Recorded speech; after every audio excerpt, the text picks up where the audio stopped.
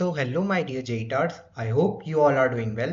तो पिछले लेक्चर में हमने एल्डिहाइड और कीटोन का पार्ट पूरा कर लिया था जिसमें हमने उनकी preparation as well as chemical properties discuss कर ली थी। और अब इस पार्ट लेक्चर में हमें सिर्फ कार्बोक्सिलिक एसिड की प्रॉपर्टीज और साथ ही साथ जो कार्बोनिल कंपाउंड्स की नेम रिएक्शन वाला सेगमेंट है वो डिस्कस करना बाकी है। तो first we will discuss the method of preparation of carboxylic acid. और कार्बोक्सिलिक एसिड की मेथड ऑफ प्रिपरेशन के लिए हम total 6 method of preparation discuss करेंगे। ऑलराइट, तो सबसे पहली मेथड ऑफ प्रिपरेशन हमारे पास आ जाती है from oxidation of alcohol and carbonyl compounds. Carbonyl compounds like aldehyde, ketone, acyl halide, उनसे हम बेसिकली जो है हमारा कार्बोक्सिलिक एसिड बना रहे हैं। जैसे कि देखिए, सबसे पहले अगर हम 1 डिग्री अल्कोहल ले लेते हैं तो उसके साथ हम स्ट्रॉन्ग ऑक्सीडाइजिंग एजेंट जैसे कि KMNO4, K2Cr2O7 या फिर जोन्स रिएजेंट यूज करते हैं तो हमें डायरेक्टली जो है कार्बोक्सिलिक एसिड बनता हुआ दिख जाता है। अगर आपको ये ऑक्सीडाइजिंग एजेंट्स के बारे में अच्छे से नहीं पता है तो आप हमारा प्रीवियस लेक्चर जो है अल्कोहल, फिनॉल एंड ईथर का वो जाके चेकआउट कर सकते हैं। उसमें ये सभी ऑक्सीडाइजिंग एजेंट काफी डिटेल में हमने वहां पे डिस्कस कर रखे हैं। तो सिमिलरली अब हम ले लेते जैसे एल्डिहाइड। तो एल्डिहाइड को भी ऑक्सीडाइज कर सकते हैं हम, ये ऊपर के जितने भी ऑक्सीडाइजिंग एजेंट्स है, because all of these are strong oxidising agents. और उसके अलावा हम टॉलेंस रिएजेंट और फेलिंग सोल्यूशन का भी यूज कर सकते हैं to make our carboxylic acid from aldehyde. और अगर हमें कीटोन गिवन हो तो कीटोन के लिए हम अगेन हमारे स्ट्रॉन्ग ऑक्सीडाइजिंग एजेंट्स जैसे कि K2MnO4 और K2Cr2O7 ले सकते हैं, बट ये हमें लेना पड़ता है at a very high temperature, because जो कीटोन है उसे ऑक्सीडाइज करना इजी नहीं होता है। तो इस वजह से हमें यहाँ पे काफी ज्यादा हीट देनी पड़ती है और ये हो रहा होता है हमारे पॉप ऑफ ऑक्सीडेशन के थ्रू। पॉप ऑफ ऑक्सीडेशन हमने प्रीवियस लेक्चर में काफी अच्छे से डिस्कस करा था। तो अगर आपने अभी तक वो लेक्चर नहीं देखा है तो वो वाला लेक्चर भी आप देख लीजिए ताकि जो है आपकी कंटिन्यूटी मेंटेन रहे अक्रॉस दिस चैप्टर। अब हम मूव करते हैं to our next method of preparation for carboxylic acid. तो नेक्स्ट है हमारा नॉर्मल ऑक्सीडेटिव ओजोनोलिसिस। तो ऑक्सीडेटिव ओजोनोलिसिस में भी हमारे पास एक एल्कीन होती है और इसकी रिएक्शन हम ओजोन के साथ कराते हैं in the presence of H2O2 और H2O। तो ये हमें दे देता है 2 different carboxylic acid. And third method of preparation हमारे पास आ जाती है फ्रॉम ऑक्सीडेशन ऑफ एल्काइलेटेड बेंजीन। अब देखिए, ये काफी इंपॉर्टेंट रिएक्शन है क्योंकि ये काफी बार चेन रिएक्शंस में पूछी जाती है अगर कहीं भी हमें बेंजोइक एसिड बनाना होता है तो देखिए इसमें क्या होता है ना, हमारा जो नॉर्मल बेंजीन रिंग है उसके ऊपर कोई भी R ग्रुप अटैच्ड होता है और इसमें एटलीस्ट एक हाइड्रोजन एटम प्रेजेंट होना चाहिए। तो जब हम इस तरह का कोई सबस्ट्रेट है उसकी रिएक्शन कराते हैं हॉट KMNO4 के साथ, सिर्फ KMNO4 या कोई भी वेरी स्ट्रॉन्ग ऑक्सीडाइजिंग एजेंट होना चाहिए एट हाई टेम्परेचर, तो हमें ये जो पूरा R वाला जो ग्रुप है कंप्लीटली कन्वर्ट हो जाता है किसमें, कार्बोक्सिलिक एसिड वाले ग्रुप में। देखिए जैसे यहाँ हमारे पास नॉर्मल मीथेन है तो ये क्या है, CH3। इसके पास कितने हाइड्रोजन एटम्स है, 3 हाइड्रोजन एटम्स देखने को मिल जाते हैं।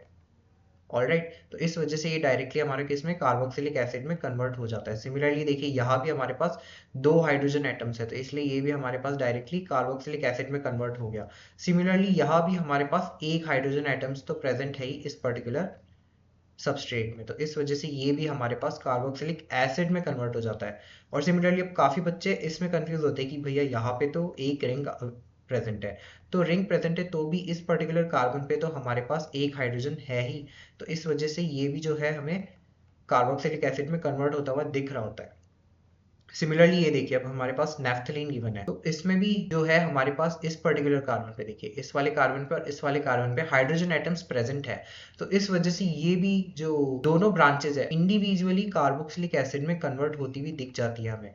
और ये जो पर्टिकुलर हमें प्रोडक्ट मिला है इसे हम क्या कहते हैं, थैलिक एसिड कहते हैं। तो ये नाम बहुत इंपॉर्टेंट है, ये याद रखिएगा, काफी जगह आपको ऑर्गेनिक में देखने को मिल सकता है। थैलिक एसिड बोलते हैं इस तरीके जो हमारे प्रोडक्ट होता है उसको, डाई कार्बोक्सिलिक एसिड को। सिमिलरली देखिए अब ये ऊपर 6th क्वेश्चन जैसा ही सिमिलर क्वेश्चन है, बस ऊपर एक बेंजीन रिंग थी और यहाँ नॉर्मल एल्कीन्स गिवन है, तो ये भी जो है हमारे थैलिक एसिड में कन्वर्ट हो जाएगा। और अब अगर आप 8th वाला क्वेश्चन देखें तो यहाँ भी हमारे पास जो है H प्रेजेंट है और इस पर्टिकुलर कार्बन पे भी हमारे पास जो है H प्रेजेंट है। तो अब यहाँ पे जो दोनों ही हमारे ग्रुप्स है वो दोनों ही कार्बोक्सिलिक एसिड में कन्वर्ट हो जाएंगे और ये वाला जो प्रोडक्ट है इसे हम आइसोथैलिक एसिड कहते हैं। क्या कहते हैं हम इसे, आइसोथैलिक एसिड। सिमिलरली अगर आप 9th क्वेश्चन देखें तो 9th क्वेश्चन में भी हमारे पास दोनों ही जो ग्रुप्स है उन पे हाइड्रोजन प्रेजेंट है, तो इस वजह से ये दोनों भी हमारे पास COOH में कन्वर्ट हो जाएंगे और इसे हम कहते हैं टरथैलिक एसिड। सो आई होप ये सेगमेंट आपको समझ आ गई, काफी इंपॉर्टेंट रिएक्शन है तो इसको आप अच्छे से अपने दिमाग में रखिएगा। Now moving on to next method of preparation. तो नेक्स्ट है हमारा फ्रॉम हाइड्रोलिसिस। तो हाइड्रोलिसिस में हम हमारे नाइट्राइल ग्रुप्स की हाइड्रोलिसिस से जो है कार्बोक्सिलिक एसिड बना रहे होते हैं। अब देखिए यहाँ जो है हाइड्रोलिसिस दो तरह से हो सकती है, या तो हमारी हाइड्रोलिसिस होगी कंप्लीट, जो हमें फाइनल हमारा प्रोडक्ट दे देगी विच इज कार्बोक्सिलिक एसिड, या फिर होगी पार्शियल हाइड्रोलिसिस। अब पार्शियल हाइड्रोलिसिस हमारे पास तब होती है जब हम लेते हैं 98% H2SO4। क्या लेते हैं 98% H2SO4। तो उस केस में हमारे पास पार्शियल हाइड्रोलिसिस ही होती है और हमें अमाइड हमारा प्रोडक्ट मिल रहा होता है। और वही अगर हम 95% H2SO4 ले लेते हैं तो जो हमारी हाइड्रोलिसिस होती है वो कंप्लीट हो जाती है और हमें कंप्लीट जो है हमारा कार्बोक्सिलिक एसिड फाइनल प्रोडक्ट मिल रहा होता है। तो ये काफ़ी इंपॉर्टेंट है। अगर आपको परसेंटेज कभी भी एग्जाम में मेंशन ना हो कि 98 है या 95 है, तो आप तो आप कंप्लीट हाइड्रोलिसिस को ही प्रेफर करना। Alright, until and unless it's mentioned. तो देखिए अगर हमारे पास पार्शियल हाइड्रोलिसिस करा दी जाती है और हमारे पास अमाइड बन जाता है, तो इसकी भी फर्दर अगर हम वापस से हाइड्रोलिसिस करा देते हैं तो हमें हमारा कार्बोक्सिलिक एसिड ही ऑब्टेन हो जाता है। सिमिलर लाइन ऑफ थॉट पे, तो जैसे यहाँ पे NH2 था वैसे ही यहाँ पे Cl है और वैसे ही यहाँ पे COR। तो इन तीनों ही रिएक्शंस के बीच में आपको सिमिलैरिटी दिख रही होगी कि यहाँ हम कुछ नहीं कर रहे, फर्दर हाइड्रोलिसिस करा रहे और वो हमें हमारा कार्बोक्सिलिक एसिड प्रोड्यूस करके दे रहा है। सो आई होप आपको ये हाइड्रोलिसिस से हम कार्बोक्सिलिक एसिड किस तरह बना सकते हैं वो समझ आया होगा, और आपको किसी भी तरह का सबस्ट्रेट दे दिया जाए तो आप एग्जाम में कंफ्यूज नहीं होंगे। नाउ ईस्टर्स के साथ भी देखिए किस तरह से हम हाइड्रोलिसिस करके रिएक्शन करते हैं। और देखिए ऊपर हमने जो हाइड्रोलिसिस करी है ना, वो आप एसिडिक मीडियम में करें या बेसिक मीडियम में करें, दोनों में ही कोई इशू नहीं होता है, राइट? मतलब दोनों ही ऑलमोस्ट सेम होते हैं। But in case of Easter अगर हम हाइड्रोलिसिस नॉर्मल अपने एसिडिक मीडियम में कर रहे हैं तो हमें हमारा कार्बोक्सिलिक एसिड मिलता है और अल्कोहल मिल जाता है, और जो हमारा बेसिक मीडियम है उसमें भी हमें कार्बोक्सिलिक सॉल्ट मिलता है जो फर्दर हाइड्रोलिसिस करके एसिड में कन्वर्ट किया जा सकता है। But the important point about this particular reaction is, अगर हम बेसिक मीडियम में हाइड्रोलिसिस करते हैं हमारे ईस्टर का, तो उस रिएक्शन को हम एक अलग नाम देते हैं which is saponification reaction, right? तो सैपोनिफिकेशन रिएक्शन अगर आपसे कुछ पूछ लिया जाए तो it is nothing but hydrolysis of Easter in basic medium. Okay, तो बस यही एक इंपॉर्टेंट पॉइंट था इस पर्टिकुलर रिएक्शन के लिए। बाकी प्रोडक्ट्स तो दोनों ही मीडियम्स में हमें सेम देखने को मिल रहे हैं। और नेक्स्ट मेथड ऑफ प्रिपरेशन आ जाता है हमारे पास फ्रॉम ग्रिग्नार्ड रीएजेंट। तो ग्रिग्नार्ड रीएजेंट से देखिए हम किस तरह रिएक्ट करेंगे। हम ले लेते हैं सबसे पहले ड्राई आइस। ड्राई आइस क्या होता है? हमारा CO2, राइट? और आपको पता है कि ग्रिग्नार्ड रिएजेंट में जो हमारा R होता है, जो हाइड्रोकार्बन पार्ट होता है, ये पार्शियली नेगेटिव होता है। और ये जो हमारे पास कार्बन डाइऑक्साइड है, इसके अंदर जो कार्बन है उसके ऊपर डेल्टा पॉजिटिव चार्ज होता है। वाई? बिकॉज जो हमारी ऑक्सीजन की इलेक्ट्रोनेगेटिविटी है ऑफ कोर्स हाई होती है। तो इस वजह से ये जो R है ये जाके हमारे कार्बोनिल कार्बन पे अटैक करता है और कार्बन जो है फर्दर अपनी बॉन्ड इस तरह से रोटेट कर देता है। तो देखिए हमें यहाँ पे जो हमारा प्रोडक्ट मिलेगा after doing this particular step वो मिलता है कुछ इस तरह का। यहाँ हो गया हमारा कार्बन, यहाँ जो है हमारा O- हो जाएगा। देखिए ऊपर हमने बॉन्ड ये करी थी ना रोटेट, तो ये जहाँ इसका टेल होती है वहां तो पॉजिटिव चार्ज आता है और यहाँ नेगेटिव चार्ज आता है। तो यहाँ नेगेटिव चार्ज आया होगा और इसके साथ जुड़ा होगा MgX। क्या जुड़ा होगा? MgX। और ये हमारा double bond O as it is ही रहेगा और इसके साथ जो है हमारा R जुड़ गया होगा। एंड फर्दर जब हम इसको एसिडिक मीडियम में डालते हैं तो हमें हमारा कार्बोक्सिलिक एसिड यहाँ से बनता हुआ मिल रहा होता है।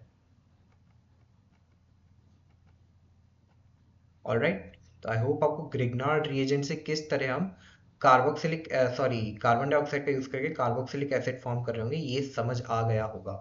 सो यहाँ पे जो है, सॉरी मैंने स्टार्टिंग में 6 बोल दिया था, हमारे पास सिर्फ 5 ही मेथड ऑफ प्रिपरेशन थे टू प्रिपेयर कार्बोक्सिलिक एसिड। और फर्दर अब हम इनकी केमिकल प्रॉपर्टीज जो है कार्बोक्सिलिक एसिड्स की वो डिस्कस करने वाले। तो सबसे पहले हमारे पास आ जाता है एसिडिक स्ट्रेंथ ऑफ एसिड। तो देखिए एसिडिक स्ट्रेंथ डिस्कस करने से पहले आप ध्यान रखिएगा कि जितने भी कार्बोक्सिलिक एसिड है ना उनकी इन जनरल जो पीके वैल्यू हमारे पास होती है वो होती है 4.2। ये काफी बार पूछ लिया जाता है, थोड़े बहुत थियोरेटिकल या जो हमारे पास स्टेटमेंट बेस्ड क्वेश्चन है जो आजकल काफी पूछे भी जा रहे हैं जेई में। तो प्लीज ये एक इंफॉर्मेशन है जो आप अच्छे से ध्यान रखिएगा। ये जो पीके वैल्यू है कार्बोक्सिलिक एसिड्स की वो अराउंड 4.2 हमें देखने को मिलती है। तो देखिए अब हमारे पास नॉर्मल कार्बोक्सिलिक एसिड है, तो ये जब Na के साथ रिएक्ट करेगा तो आपको पता है Na काफी इलेक्ट्रोपॉजिटिव मेटल होता है।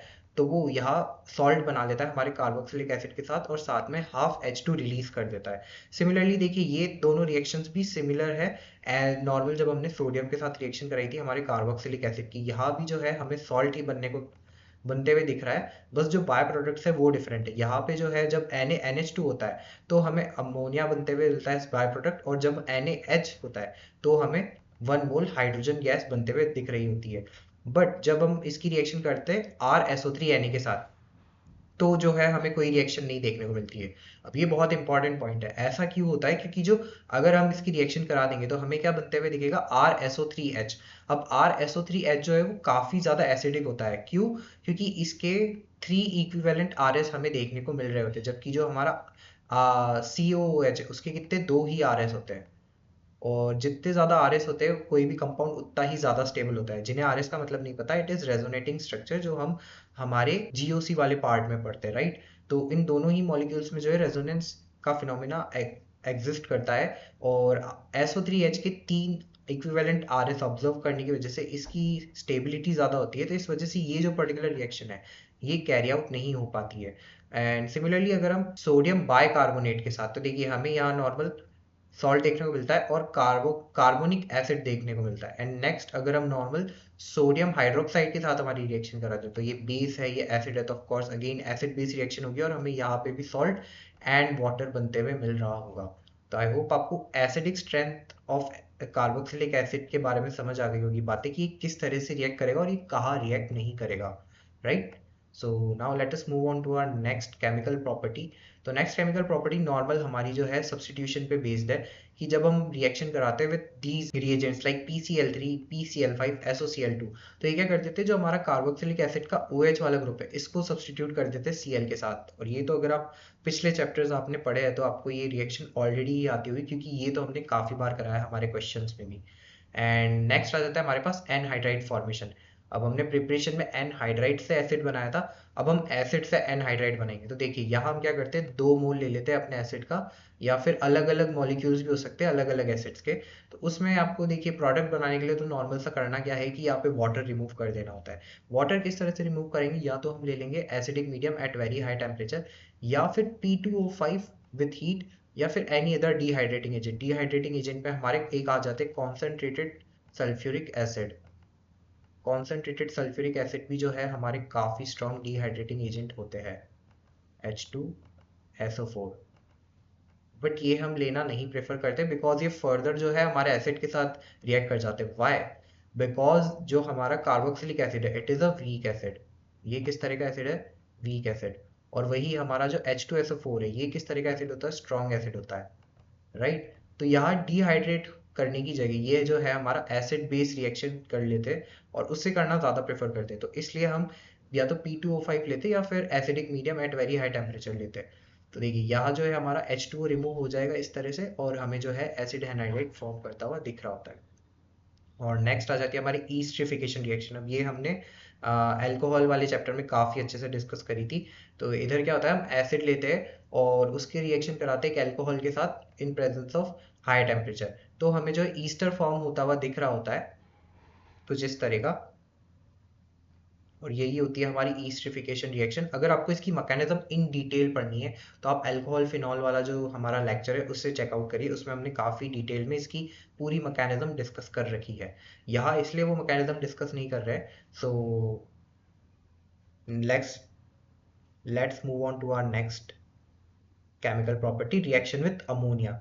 अब देखिए अमोनिया जो है हमारा क्या होता है, बेसिक स्पीशी होता है, और जो हमारी कार्बोक्सिलिक एसिड है it is of course acidic. तो जब यहाँ पे एसिड बेस रिएक्शन होगी तो इसका जो H है H+, ये अमोनिया ले लेता है और NH4+ बना लेता है। तो ये पहले इस तरह एग्जिस्ट कर रहे होते हैं O- NH4+ की फॉर्म में। एंड जब हम इसे फर्दर हीट कर देते हैं तो यहाँ से जो है हमारे पास वाटर रिमूव हो जाता है और हमें amide as our final product देखने को मिल रहा होता है। तो ये भी काफ़ी इंपॉर्टेंट है। और आपने पढ़ा ही होगा कि हम ऊपर पढ़ के आए थे कि जब हम हमारा एसिड बना रहे थे, राइट, तो हमने क्या करा था, अमोनिया का हाइड्रोलिसिस करा दिया था। पार्शियल हाइड्रोलिसिस से हमें क्या मिल गया था, एसिड मिल गया था। तो बस कुछ नहीं हो रही है, रिएक्शंस आपस में ही इंटरचेंज होती रहती है। मोर ओवर जो है हमारे रिएजेंट्स चेंज होते हैं, और इसी पे बेस्ड हमारे पास यहाँ पे एक क्वेश्चन आ जाता है, इसे कहते हैं हम थैलिक एसिड। हमने ऊपर भी देखा था तो थैलिक एसिड की जब हम रिएक्शन करा रहे हैं एक्सेस अमोनिया के साथ, तो देखिए यहाँ भी जो है हमारा H और यहाँ भी जो है हमारा H, तो ये दोनों जो है एक एक अमोनिया मॉलिक्यूल से रिएक्ट कर जाएंगे और इस तरह की स्पीशी बना लेंगे अमोनियम थैलेट। और फर्दर अगर हम इसे हीट करते तो देखिए दोनों ही जगह हमारे पास अमाइड बन जाता है। बट अगर हम इसे वापस से हीट करें तो एक मोल अमोनिया रिमूव हो जाता है और हमें थैलीमाइड मिल जाता है। तो ये बहुत इंपॉर्टेंट है, इनका नाम आप याद रखना, ये है थैलामाइड और ये है थैलीमाइड, राइट। तो इनके नेम्स में डिफरेंस है तो वो ज़रा ध्यान रखिएगा। और ये ना एक बहुत अच्छा प्रीवियस ईयर क्वेश्चन भी है जो कि जेई मेंस में भी पूछा गया है और जेई एडवांस के क्वेश्चन के एक पार्ट में भी था, like it was a part of a whole question. तो ये रिएक्शन काफी इंपॉर्टेंट है इसलिए भी इसको रखा, एज प्रैक्टिस भी आप इसे कर सकते हैं। हो सके तो इसकी आप मैकेनिज्म लिखने का ट्राई करिएगा और शेयर करना चाहे तो आप मेल भी कर सकते हैं कैमक्रक्स को। ऑलराइट, इसकी मैकेनिज्म लिखेंगे तो आपको काफी अच्छे से इस पर्टिकुलर रिएक्शन की वर्किंग समझ में आ जाएगी।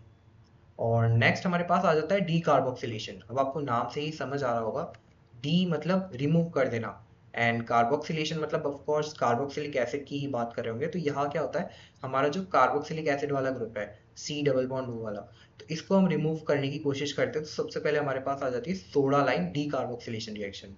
इसमें हम क्या करते हैं, NaOH और CaO 1:3 रेशियो में लेते हैं और साथ में लेते हैं हीट। तो जो है हमें हमारा हमारे हाइड्रोकार्बन बनते हुए दिख रहा होता है। और नेक्स्ट है हमारे पास कोल बेस इलेक्ट्रोलिसिस। तो इसके अंदर भी हम इलेक्ट्रोलिसिस करा देते हैं हमारे कार्बोक्सिलिक सॉल्ट का और यहाँ से हमें जो है अगेन हाइड्रोकार्बन ऑब्टेन होते हुए मिल रहा होता है। ये दोनों ही रिएक्शंस जो है हमने काफी डिटेल में हमारे हाइड्रोकार्बन के एलिफेटिक जो हाइड्रोकार्बन था उसके लेक्चर में डिस्कस कर रखी है, तो आप वहां जाके इसको और डिटेल में पढ़ सकते हैं। दो अगर आपको ये चीज इतनी चीजें भी पता है इस पर्टिकुलर रिएक्शन के बारे में, then also you are good to go. Now moving on to next reaction.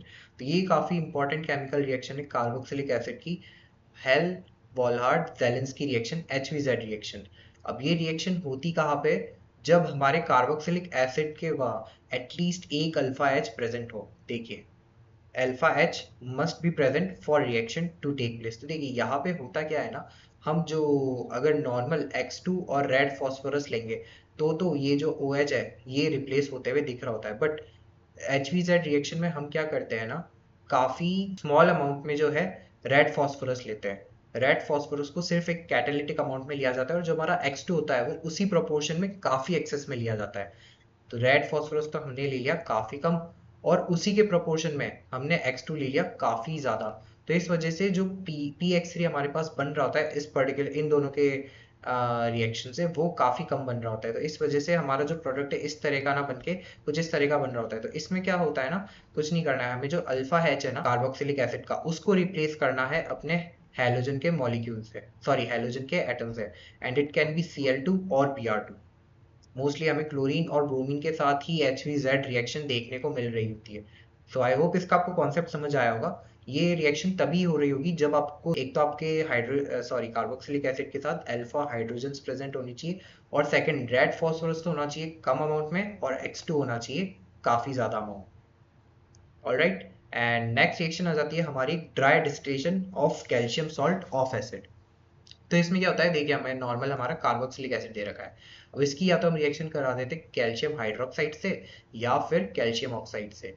तो हमें ये इस तरह का कैल्शियम सॉल्ट बना के दे देता है जिसकी फर्दर ड्राई डिस्टिलेशन क्या मतलब, आप इसको हीट कर रहे हैं in the absence of any kind of moisture. तो ड्राई डिस्टिलेशन करने पे हमें जो है कीटोन बनते हुए दिख रहा था, कैल्शियम कार्बोनेट बनता है। अब सिमिलरली अगर आपको एसिड ना देके डायरेक्ट ही कैल्शियम सॉल्ट दे दिया जाए तो भी 2 मोल कैल्शियम सॉल्ट की ड्राई डिस्टिलेशन से जो है हमें कीटोन बनते हुए दिख रहा होता है एंड कैल्शियम कार्बोनेट, राइट। तो आई होप ये केमिकल प्रॉपर्टीज आपको क्लियर होगी। HVZ रिएक्शन को काफी अच्छे से ध्यान रखिएगा, वो काफी बार डायरेक्टली ऐसे ही पूछ ली जाती है जेई मेंस में, तो कि HVZ रिएक्शन इनमें से कौन सी होगी आइडेंटिफाई करिए, right. So now let us move on to few questions. तो देखिए same reaction can be perform with MnO and heat. तो हमने ऊपर जो ड्राई डिस्टिलेशन पढ़ा है ना कैल्शियम सॉल्ट्स का, वो सेम रिएक्शन हम मैग्नीज ऑक्साइड और हीट की प्रेजेंस में भी करा सकते हैं। किस तरह करा सकते हैं, यहाँ कुछ नहीं, हमें अलग अलग कैल्शियम सॉल्ट्स ही दे रखे और इन्हें हीट करने पे हम हमारे कीटोन बनाते जा रहे हैं। अब जैसे ये वाली जो रिएक्शन है हमारी ये इंट्रामोलिकुलर हो जाती है, राइट। यहाँ हमारे पास सेम ही मॉलिक्यूल में 2 कार्बोक्सिलिक सॉल्ट्स प्रेजेंट है और यहाँ हमारे पास ये क्रॉस रिएक्शन हो जाती है। और MnO के साथ अगर हम रिएक्शन कराए, देखिए कार्बोक्सिलिक एसिड है और साथ में अगर हम MnO की रिएक्शन करा रहे तो भी जो है हमारा, जिस तरह से हम कैल्शियम सॉल्ट्स की ड्राई डिस्टिलेशन करा रहे थे उसी तरह से ये वाली रिएक्शन भी कैरी आउट हो जाएगी और हमें जो है कीटोन हमारा फाइनल प्रोडक्ट बनते हुए दिख रहा होगा, राइट। सो ये यहाँ पे मैंने कुछ एग्जांपल्स लिखे हैं उसी के, you can go through them. तो यहाँ हमारा जो है कार्बोक्सिलिक एसिड की preparation as well as chemical properties वाला जितना भी पोर्शन है वो कवर हो जाता है और इसमें सारी एनसीईआरटी की रिएक्शन भी मैं कवर कर चुका हूँ। अब हमारे पास मेन पार्ट आता है नेम रिएक्शन का। तो हम नेम रिएक्शन के लिए ना 4 बेसिक केसेस पढ़ रहे होंगे, राइट। बेसिकली आप रियलाइज करेंगे कि हमारे पास एक होता है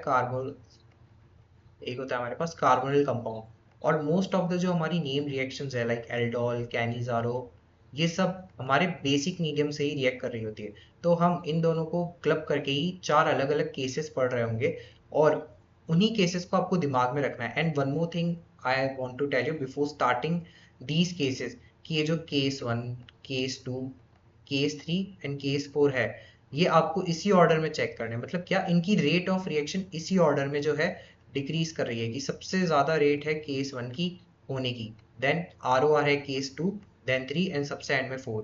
तो अगर आप कोई सी भी न्यू रिएक्शन एनालाइज कर रहे हैं तो आपको देखना है कि कहीं सबसे पहले उसमें केस 1 तो हो रही था।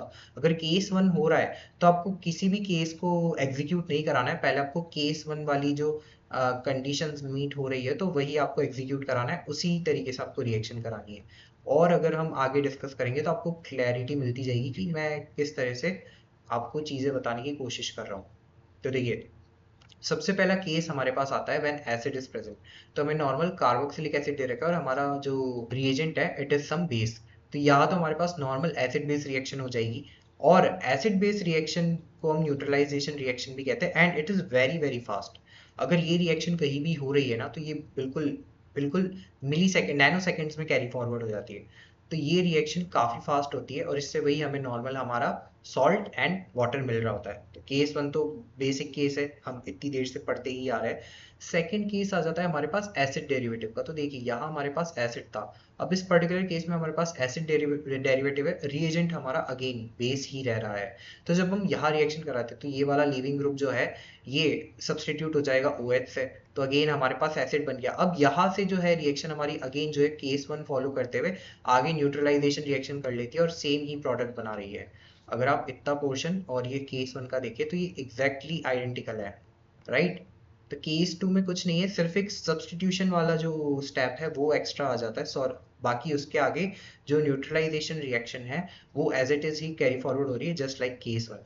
अब यहाँ लीविंग ग्रुप क्या क्या हो सकते हैं, या तो हमारे जो है हेलोजेंस हो सकते हैं या फिर OR हो सकता है या फिर एसिटाइल ग्रुप हो सकता है NR2, CH3 एक्सेट्रा। अच्छा ये CH3 ध्यान रखिएगा, ये काफी आगे काम आएगा particular kind of name reaction में, ओके। तो ये ध्यान रखिएगा कि यहाँ अगर हमारे पास CH3 हो तो भी इसी तरह से जो हमारी रिएक्शन है वो कैरी हो रही होगी। तो यहाँ देखिए हमारे पास 2 mole of OH minus consume हुआ है इस पर्टिकुलर केस 2 में। And the last step which is neutralisation reaction is driving force. तो ये वाला जो हमारे पास स्टेप है ना, ये इस पूरी रिएक्शन का ड्राइविंग फोर्स है। क्यों? क्योंकि ये काफी ज्यादा फास्ट होता है जैसे मैंने आपको ऊपर बताया था और इसकी स्पॉन्टेनिटी भी काफी हाई होती है। अब 2 केस हमने कर लिए। पहला था हमारे पास नॉर्मल कार्बोक्सिलिक एसिड, नेक्स्ट था जब कार्बोक्सिलिक एसिड का कोई डेरिवेटिव हो। अब हमारे पास थर्ड केस आ जाता है अल्फा बीटा डाइकार्बोनिल कंपाउंड।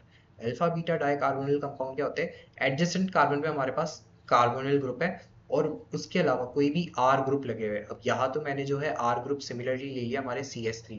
ऐसा भी हो सकता है कि यहाँ CH3 की जगह मेरे पास कोई दूसरी चेन लगी हो, जैसे मान लेते हैं हमारे पास इथाइल लगा होता, राइट।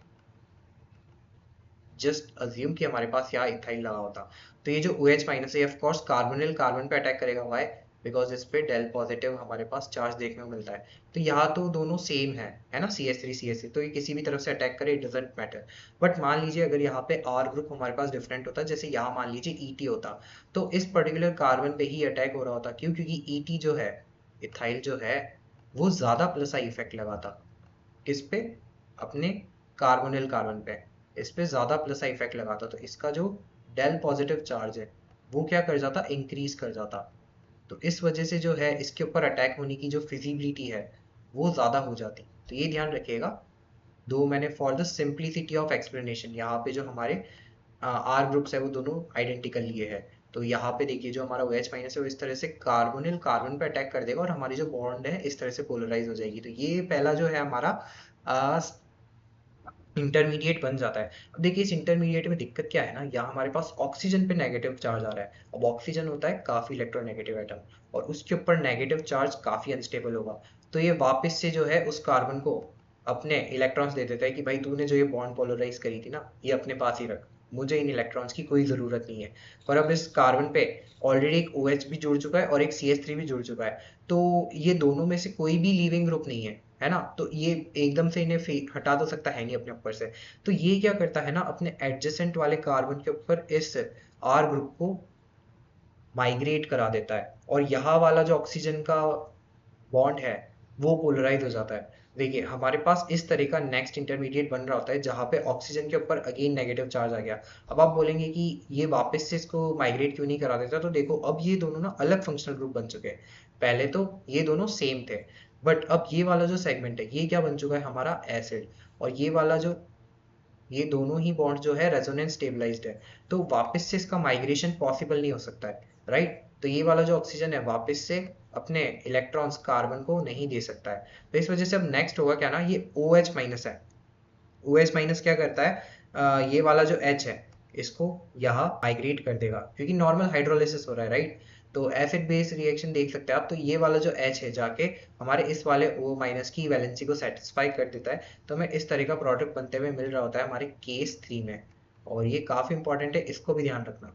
तो इधर क्या हो रहा है, carbonyl should only be ketone और एल्डिहाइड। तो इस पर्टिकुलर रिएक्शन के बारे में क्या बता रहे हैं कि ये जो हमारे कार्बोनिल कंपाउंड है अल्फा बीटा, ये या तो कीटोन होने चाहिए या एल्डिहाइड ही होने चाहिए और कुछ नहीं होना चाहिए। और last step of neutralisation is again the driving force. Why? Because neutralisation reactions are very fast. So I hope आपको ये केस 3 भी समझ आ गया होगा। तो अभी तक हमने कौन सा केस पढ़ा, फर्स्ट केस था हमारे पास नॉर्मल कार्बोक्सिलिक एसिड, सेकंड था एसिड डेरिवेटिव्स, थर्ड हमने डिस्कस किया है अभी अल्फा बीटा डाइकार्बोनिल कंपाउंड का, राइट। अब हमारे पास आ जाता है फोर्थ केस। अब फोर्थ केस थोड़ा सा आपको समझने जैसा है।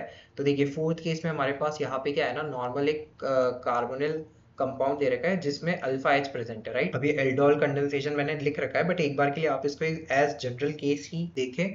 तो यहाँ पे अल्फा H प्रेजेंट है। अब आप बोलोगे भैया ऊपर वाले केस में भी तो अल्फा H प्रेजेंट है, उसमें थे, बट वहां पे दो कार्बोनिल कंपाउंड्स भी थे एकदम एडजेसेंट कार्बन्स पे, बट यहाँ पे हमारे पास सिर्फ एक ही कार्बोनिल कार्बन है एंड उसके अंदर अल्फा H प्रेजेंट है। तो यहाँ देखिए क्या हो रहा होगा ना, अब हमारे पास O माइनस है, OH माइनस, तो ये इस पे अटैक करेगा ना, इस वाले कार्बोनिल कार्बन पे।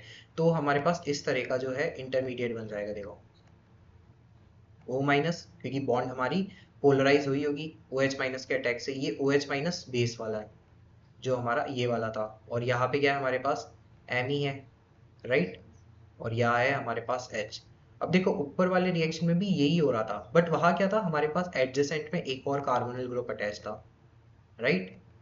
तो हमने क्या करा था, हमारा जो Me है उसको हमने यहाँ से माइग्रेट करा के इस पे भेज दिया था, बट यहाँ ऐसा कुछ प्रेजेंट नहीं है। तो हमारा ये वाले जो कार्बोनिल कार्बन के ऊपर अटैक है वो तो फिजिबल नहीं हो सकता, क्योंकि ये हाईली अनस्टेबल इंटरमीडिएट बनाएगा, राइट। तो अब क्या कर सकते हैं, क्या ऑक्सीजन पे अटैक करा सकते हैं? बिल्कुल नहीं करा सकते। क्या हाइड्रोजन पे अटैक करा सकते हैं? देखिए हाइड्रोजन पे अगर हम अटैक कराएंगे ना तो यहाँ कार्बोनिल कार्बन पे नेगेटिव चार्ज आ जाएगा जो कि काफी अनस्टेबल होगा अगेन। तो ना हम हाइड्रोजन के साथ रिएक्शन करा सकते, ना हम ऑक्सीजन के साथ रिएक्शन करा सकते, और ना हम यहाँ पे कार्बोनिल कार्बन के ऊपर अटैक करा सकते। तो देखिए रिएक्शन कैरी आउट हो रही है ना, ये इस वजह से नहीं हो रही है क्योंकि यहाँ पे H एसिडिक है या वो है। आप काफी जगह एक्सप्लेनेशन देखेंगे कि वो लिख देते हैं कि ये जो स्टेप है ये इसलिए हुआ क्योंकि ये जो अल्फा H है ये एसिडिक था। अल्फा H एसिडिक है नो डाउट, बट ये रिएक्शन होने का कॉज नहीं है। रिएक्शन होने का कॉज क्या है कि लास्ट ऑप्शन ही ये बचा है भाई, ये रिएक्शन मजबूरी में हो रही है। Try to understand this fact. यहाँ पे हमने तीनों साइड्स पे पॉसिबिलिटीज एक्सप्लोर करके देख ली और तीनों ही साइड्स पे जो है हमारे पास हाईली अनफीजिबल आउटकम्स देखने को मिल रहे हैं। और जब हम इसकी रिएक्शन अल्फा एच से करा रहे हैं तो जो हमारे पास सिनेरियो है वो अनफीजिबल नहीं है। ट्राई टू अंडरस्टैंड, फीजिबल तो ये भी नहीं है, बट ये एटलीस्ट अनफीजिबल तो नहीं है। मतलब ये ना अच्छा है ना बुरा है, इट इज न्यूट्रल, राइट। ये सिनेरियो हमारे लिए न्यूट्रल है।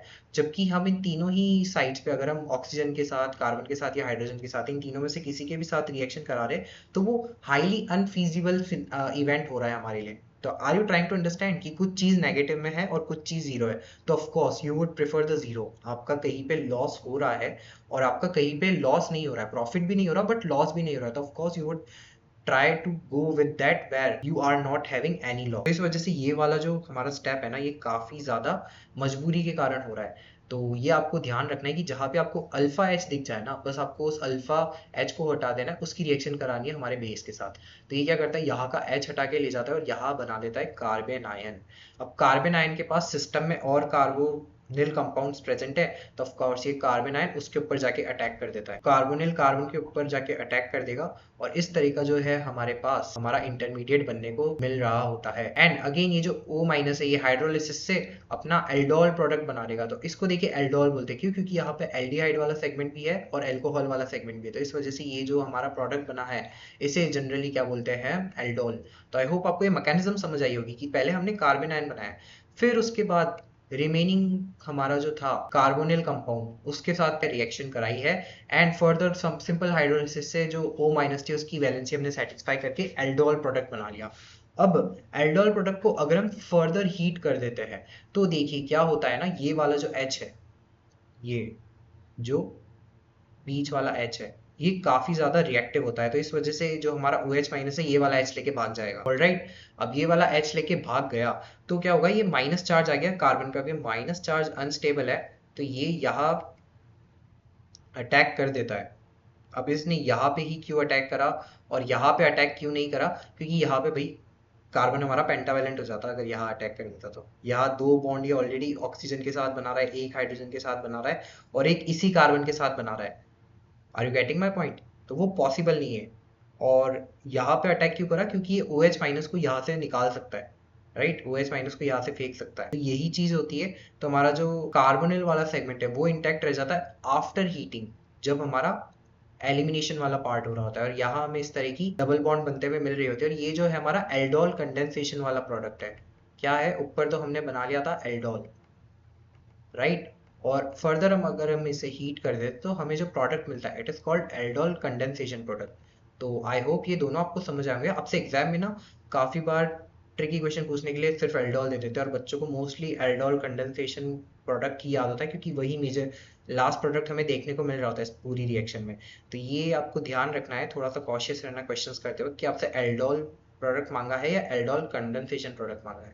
और देखिए इस रिएक्शन के बारे में कुछ हम पॉइंट्स डिस्कस कर लेते। तो इसमें कितनी कितनी रिएक्शंस इन्वॉल्व थी। First was carbon ion formation, right? हमने यहाँ पे जो है कार्बन आयन ही तो बनाया है।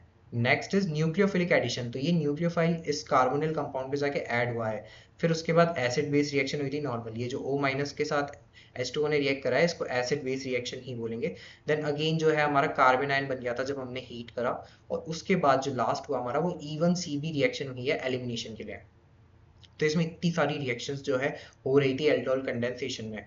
तो अगर आप काउंट करें तो 1 2 3 4 sorry 1 2 3 and 4 different kind of reactions यहाँ जो है इन्वॉल्व थी सिर्फ एक एल्डोल कंडेंसेशन रिएक्शन में। और यहाँ जो न्यूक्लियोफिलिक एडिशन होता है वो RDS होता है। इस वजह से जो रेट ऑफ एल्डोल फॉर्मेशन है वो एल्डिहाइड की ज्यादा होती है कीटोन से। Why? Because ketone bulky group है ना, बल्की कार्बोनिल कंपाउंड है, तो इसके ऊपर जो न्यूक्लियोफिलिक एडिशन है वो ज्यादा डिफिकल्ट होगा देन एल्डिहाइड। तो next point is in case of cross aldol nucleophilic attack will take place on less crowded carbonyl। of course rate of reaction since aldehyde का या फिर लेस क्राउडेड कार्बोनिल कंपाउंड का ज्यादा है, तो इस वजह से जो अटैक होगा ये वाला अटैक, ये वाला जो अटैक हो रहा है ना, तो ये उसी कार्बोनिल कंपाउंड पे होगा जिसमें लेस क्राउडिंग होगी। फर्दर हम इसके कुछ एग्जांपल्स भी डिस्कस करेंगे तो उससे आपको ये वाला पॉइंट ज्यादा बेटर समझ आएगा। तो यहाँ अब हम कौन कौन से कैटलिस्ट ले सकते हैं to execute this reaction. These are NaOH, KOH, NaHCO3, Na2CO3, barium hydroxide and calcium hydroxide. तो इनमें से कोई सा भी बेस आपको गिवन हो और कार्बोनिल कंपाउंड के साथ अल्फा H प्रेजेंट हो तो भाई आग बंद करके एल्डोल या एल्डोल कंडेंसेशन रिएक्शन करा देना, डिपेंडिंग की हीट गिवन है या नहीं है क्वेश्चन में। अब मैंने कुछ यहाँ पे शॉर्टकट्स लिखे हैं directly to form the products, but I will advise आपको, मैंने काफी अच्छे से मैकेनिज्म समझा दी है, तो आप जेई मेंस के क्वेश्चन भी मैकेनिज्म से ही करें, क्योंकि काफी बार मैंने देखा है बच्चों को वो देखते हैं कि जेई मेंस के क्वेश्चन शॉर्ट ट्रिक से करते, बट आजकल पेपर काफ़ी अच्छा आ रहा है even for JEE Mains. JEE advanced में तो ऑफकोर्स मैकेनिज्म वाले ही पाथ से जाना है, अदरवाइज क्वेश्चन गलत होने के चांसेस काफ़ी ज़्यादा है। But still let us discuss this question. कभी कोई इजी क्वेश्चन आ गया जिसको आप देखते ही बना सके तो why lose out on time in the examination। तो देखिए पहला शॉर्टकट है हमारा एल्डोल कंडेंसेशन प्रोडक्ट बनाने का डायरेक्ट। तो इसमें क्या होता है, simply remove water using oxygen of carbonyl and alpha H.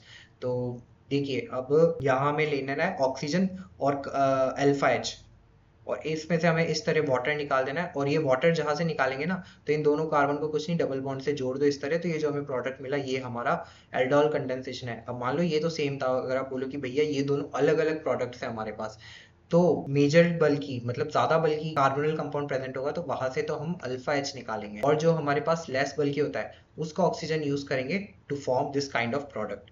Alright, and next हमारे पास शॉर्टकट है to make the aldol product.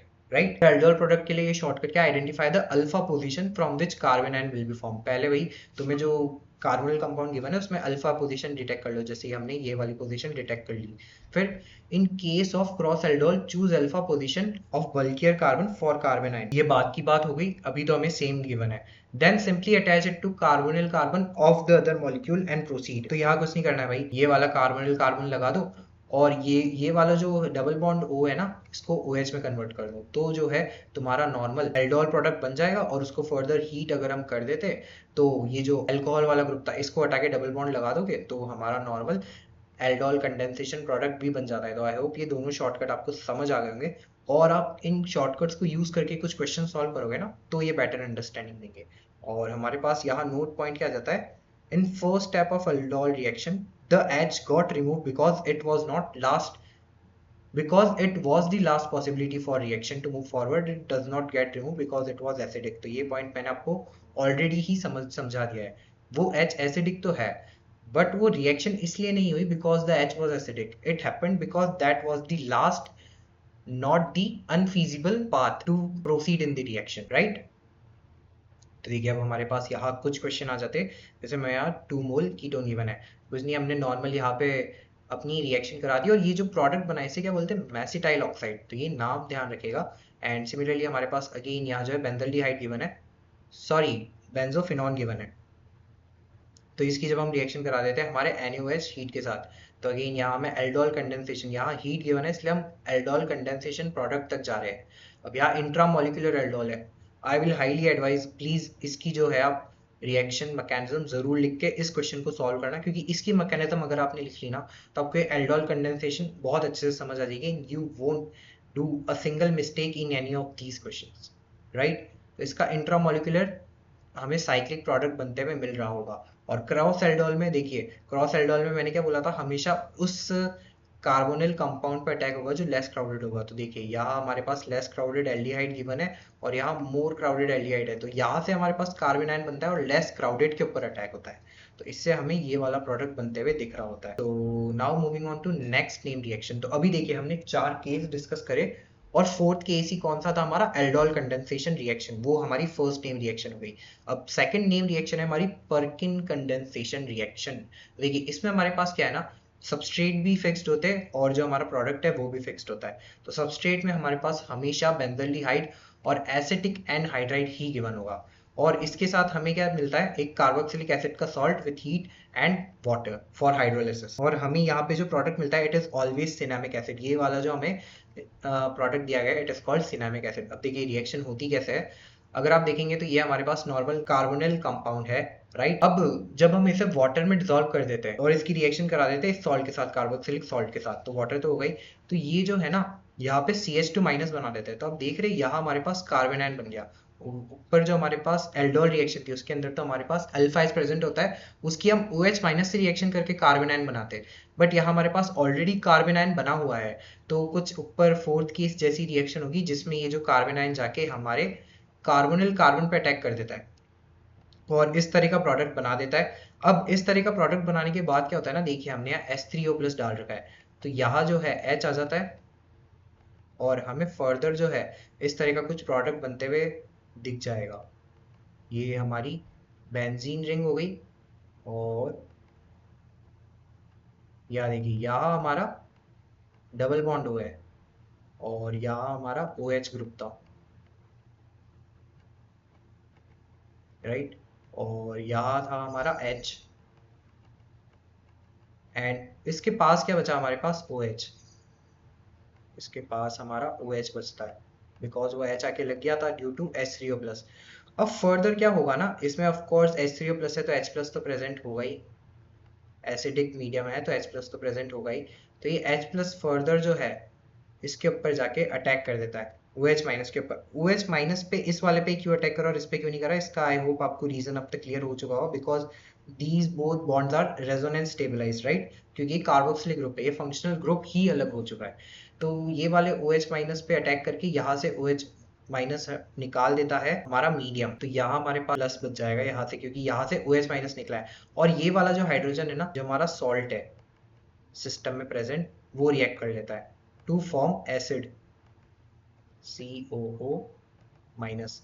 ये कहता है कि मुझे मेरा H लौटा दो और मेरी जो वैलेंसी है वो कंप्लीट करा दो, तो ये यहाँ से H ले जाता है, तो यहाँ हमारे पास क्या बन जाता है माइनस। तो देखिए इस वजह से फाइनल जो हमारा आंसर है उसके अंदर हमें एक डबल बॉन्ड बनती हुई और दिख रही है।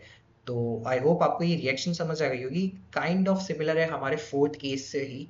सो keep this reaction in your mind. अब नेक्स्ट हमारी सेकंड लास्ट नेम रिएक्शन आ जाती है हेलोफॉर्म रिएक्शन। तो हेलोफॉर्म रिएक्शन में देखिए अगेन हमारे पास एक कार्बोनिल कंपाउंड ही गिवन है जिसके अंदर अल्फा एच प्रेजेंट है, तो फोर्थ केस जैसा ही हो गया। बट डिफरेंस क्या है, यहाँ हमारे पास हमारा जो बेसिक कैटलिस्ट था उसके साथ हेलोजन भी गिवन है विच इज X2। तो यहाँ हमें कुछ डिफरेंट तरह के प्रोडक्ट देखने को मिलते हैं। So let us understand this with the mechanism. तो देखिए मैकेनिज्म अगेन वही, केस 4 कैरी आउट होगा, केस 1 हो नहीं सकता, एसिड है नहीं। केस 2 हो नहीं सकता क्योंकि एसिड डेरिवेटिव नहीं है। केस 3 की बात ही नहीं क्योंकि उसके लिए डाइकार्बोनिल कंपाउंड चाहिए होता है।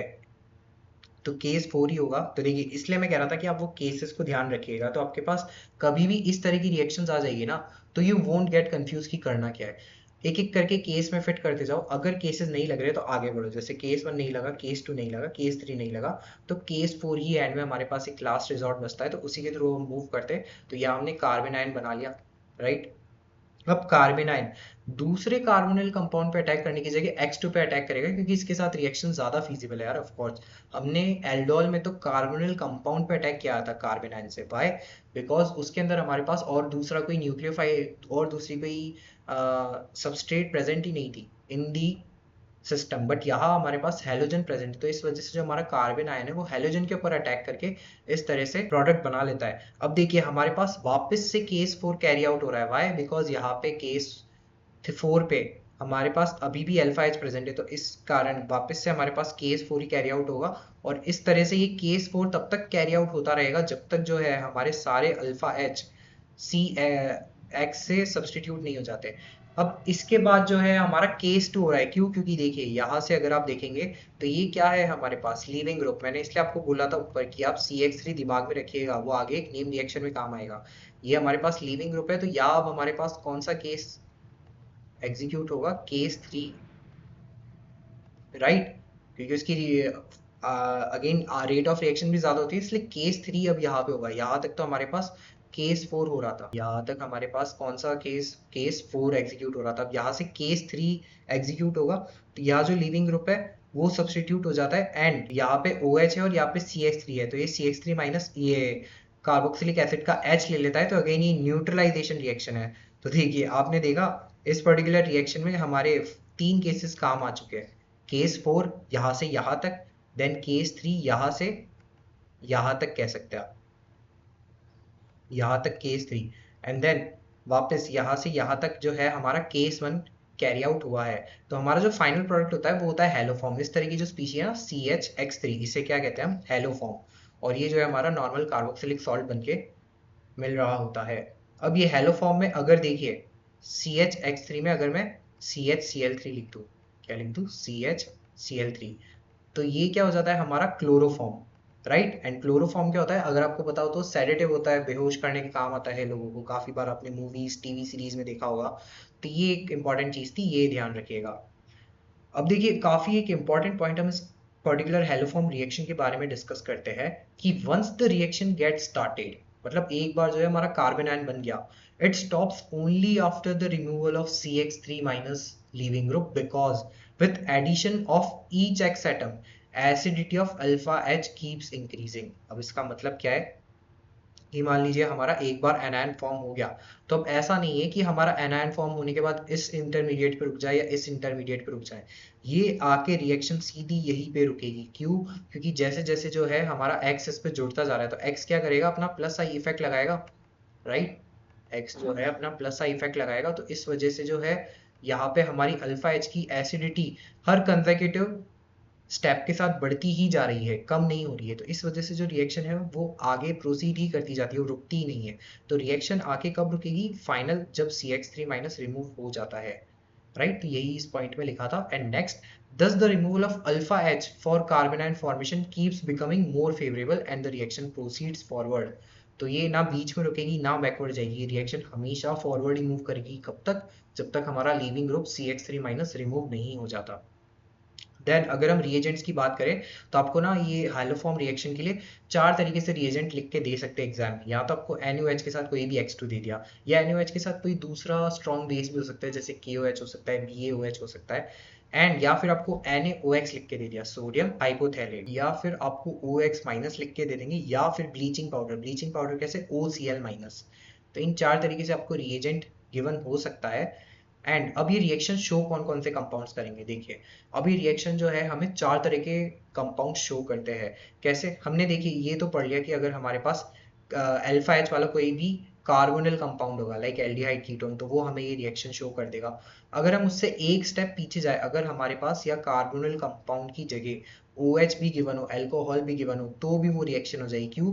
क्योंकि देखिए हमारा जो रिएजेंट है वो क्या है, X2NaOH है, and it is a oxidising agent. अगर आपने हमारा अल्कोहल फिनॉल वाला लेक्चर देखा है, तो उसमें हमने ये वाला ऑक्सीडाइजिंग एजेंट काफी अच्छे से डिस्कस करा था। तो अगर आपने नहीं देखा है तो आप वहां जाके भी देख सकते हैं, नहीं तो मैं यहाँ भी बता रहा हूँ कि X2NaOH is an oxidising agent. तो वो क्या करेगा, हमारे इस अल्कोहल को जो है कार्बोनिल में कन्वर्ट कर देगा। तो इस वजह से ये पर्टिकुलर टाइप के जो हमारे कंपाउंड्स है वो भी हेलोफॉर्म रिएक्शन शो करते हैं। नेक्स्ट, अगर ये OH की जगह कोई X लगा हुआ है, तो भी जो है हमें ये रिएक्शन देखने को मिल जाती है। क्यों? क्योंकि देखिए SN2 हो जाता है हमारे सिस्टम में, NaOH तो प्रेजेंट है ही, तो वो क्या कर देगा, पहले SN2 से हमारे X को अल्कोहल में कन्वर्ट कर देगा, and then alcohol will further get oxidised into carbonyl compound only. तो इस तरह के जो हमारे कंपाउंड्स है वो भी जो है हमारे हेलोफॉर्म रिएक्शन शो कर देते हैं। तो ये बहुत इंपॉर्टेंट था, ये ध्यान रखिएगा, ये काफी बच्चों को पता नहीं होता है। और ये हमारा फोर्थ कैटेगरी है ना, अभी काफी अलग कैटेगरी है। इसमें क्या होता है ना, हमारे पास 2 कार्बोनिल कंपाउंड होते हैं और बीच में एक कार्बन होता है जिसके ऊपर H होते हैं। अब ये वाले जो H है ना, ये हाईली एक्टिवेटेड होते हैं। क्यों? क्योंकि देखो यार, यहाँ अगर मेरे पास कुछ भी माइनस चार्ज आ जाता है, कार्बन आयन बन जाता है, तो ये कितना ज्यादा स्टेबल होगा। ये देखो, रेजोनेंस ही रेजोनेंस देखने को मिल रहा है यहाँ पे, राइट। तो इससे हम क्या कहते हैं, एक्टिवेटेड मिथाइलिन कंपाउंड। तो इससे हमें 2 मोल हमारे कार्बोक्सिलिक एसिड मिलते हैं, सॉरी कार्बोक्सिलिक एसिड का सॉल्ट मिलता है, और CSH3 मिलता है। एंड वन मोर थिंग, ये जो बीच वाला कार्बन है ना, यही हमारे हेलोफॉर्म में जो है प्रेजेंट होता है। तो ये भी ध्यान रखिएगा। तो I hope this is clear कि किस तरह के कंपाउंड्स हमारी एलोफॉर्म रिएक्शन शो करते हैं। अब इसी तरह की जेई मींस और जेई एडवांस दोनों में काफी बार क्वेश्चन पूछे गए कि identify which of the following compounds would give haloform test. Why? Because haloform is used in practical organic chemistry to identify particular kind of compounds, right. तो देखिए ये हमारा नॉर्मल एल्डिहाइड है जिसके अंदर अल्फा एच प्रेजेंट है, ये दे देगा। ये नहीं देगा क्योंकि एल्डिहाइड तो है बट यहाँ पे अल्फा एच प्रेजेंट नहीं है। एसीटोन दे देगा बिकॉज इसमें अल्फा एच भी और ये हमारा कार्बोनिल कंपाउंड भी है। इथेनॉल दे देगा। इथेनॉल क्यों दे देगा? क्योंकि इसका जो OH है वो फर्दर केस में ऑक्सीडाइज हो जाएगा, कार्बोनिल में ऑक्सीडाइज हो जाएगा, राइट। अभी हम ऊपर डिस्कस करके आए थे, तो इस वजह से ये वाला जो हमारा कंपाउंड है ये भी हेलोफॉर्म रिएक्शन शो कर देता है। फिफ्थ वाला भी कर देगा बिकॉज देखिए यहाँ पे इसके पास अल्फा एच प्रेजेंट है। सिक्स्थ भी कर देगा, why? Because activated methylene compound, हमने फोर्थ जो कंपाउंड डिस्कस किया था। सेवेंथ नहीं कर पाएगा। एट्थ की अगर हम बात करें तो एट्थ कर देगा। क्यों? क्योंकि देखिए यहाँ हमारे पास जो है अल्फा एच प्रेजेंट है। नाइन्थ की बात करें तो नाइन्थ भी कर देगा बिकॉज अगेन अल्फा एच भी प्रेजेंट है और ये कन्वर्ट हो जाएगा हमारा कार्बोनिल में। टेंथ भी कर देगा।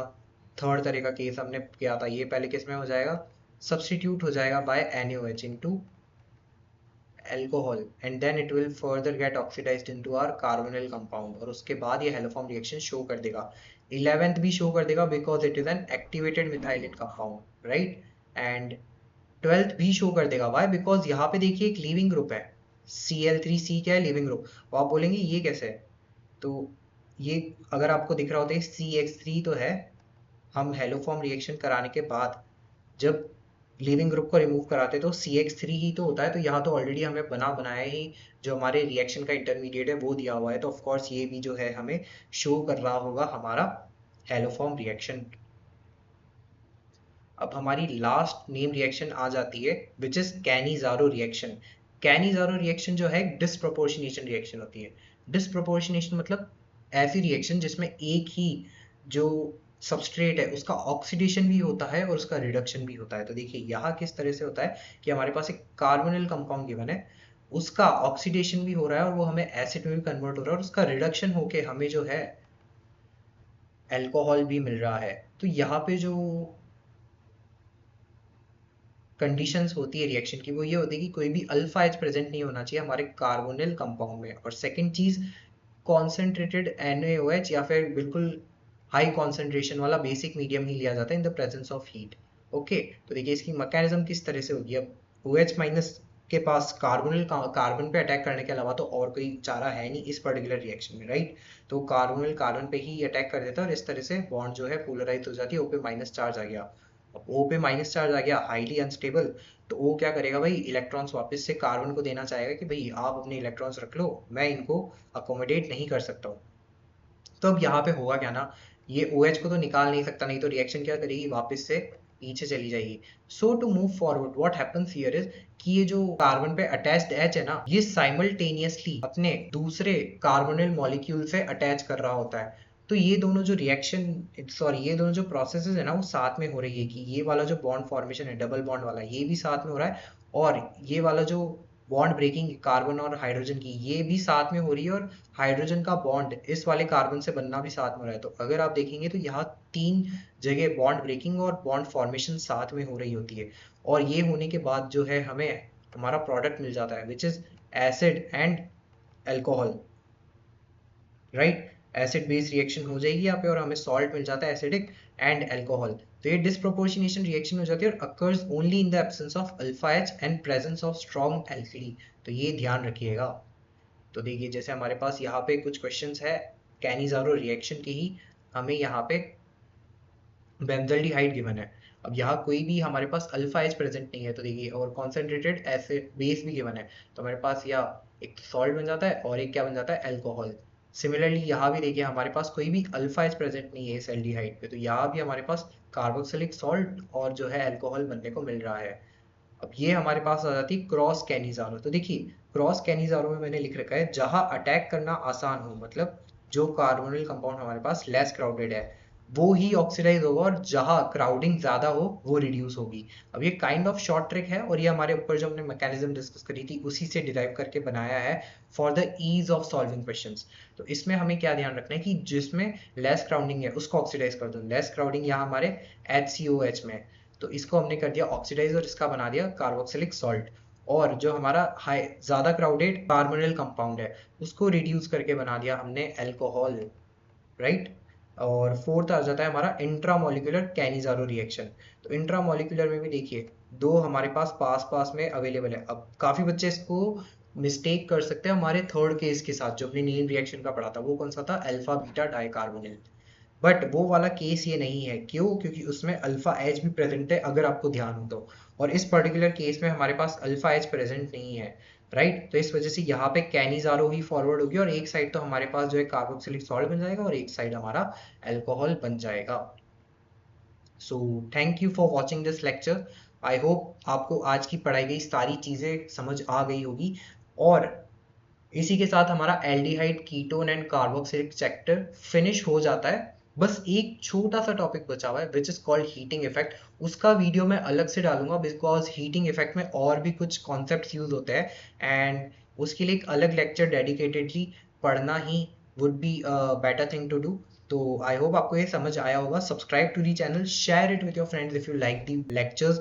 और आपको ये सभी नोट्स जो है हमारे टेलीग्राम चैनल पे भी मिल जाएंगे, और मैंने इनकी सभी नोट्स की गूगल ड्राइव भी अपडेट कर दी है, जिसको मैं इस पर्टिकुलर वीडियो के पिंड कमेंट में शेयर कर दूंगा। तो make sure to check it out and join our Telegram channel to stay updated of the videos. और अब वीडियोस रेगुलरली आने लग जाएगी। आई नो 2 महीने का एक काफ़ी अच्छा खासा गैप आ चुका है जिसमें मैं वीडियोस अपलोड नहीं कर पाया, and I am extremely sorry for this. Actually मेरे खुद के एंड सेमेस्टर एग्जामिनेशन चल रहे थे, and I was also occupied with my own internships and freelance work. But अब से जो हमारे लेक्चर्स है वो रेगुलरली आ रहे होंगे, एंड साथ ही साथ मैंने कुछ पीवाईक्यू सेशंस भी प्लान कर रखे हैं, तो वो भी काफ़ी जल्द आने वाले। So stay tune, keep studying, keep practising.